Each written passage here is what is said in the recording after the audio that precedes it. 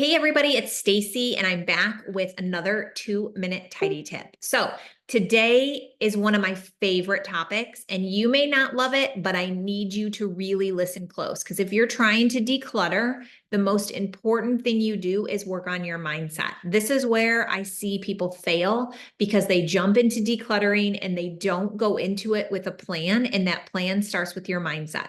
So let's focus on your mindset and make sure that you're ready to be committed to this decluttering process and you don't make excuses. So here's my 3 tips. Let's jump in. Tip number 1, I want you to ask yourself, do you use it? When you're going through your belongings, especially when you've got a lot of clutter, the first question you have to ask yourself is, do I actually use this item?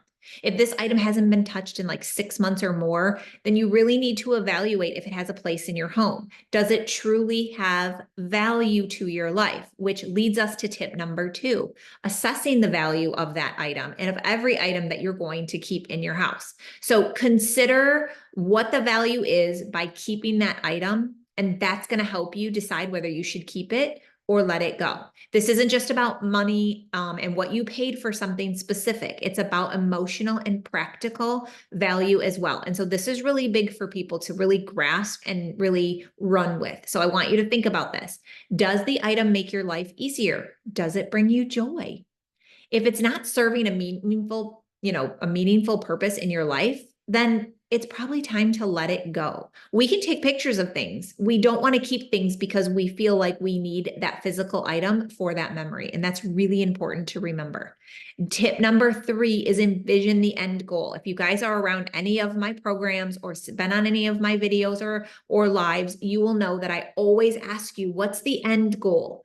When we are dealing with clutter and things in our house, I want you to ask yourself, what is it that I envision by keeping this? What's the end goal with it? So if it's pictures, what's the end goal with keeping those pictures? Do you want to put them in an album? If you do you want to make one album for each kid that you have? So if you have 3 kids, you're going to now know your end goal is to keep pictures for each one of those kids, and then the rest we can let go. Okay, I hope that makes sense, but you got to have the end goal in mind, and that will help you make some of those decisions on what to keep and what to get rid of. Okay.